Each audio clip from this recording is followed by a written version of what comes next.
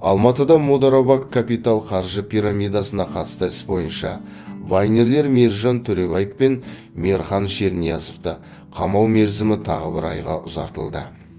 17 тамыз күні тергеу сотының қаулысымен сотқа дейінгі тергеу органдарының өтініші қанағаттандырылды.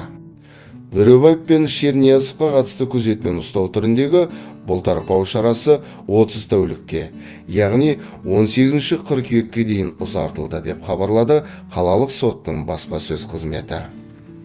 Еске салсақ, Модарабак Капитал қаржы пирамидасына қатысы бар деген күдікпен бірнеше адам ұсталды.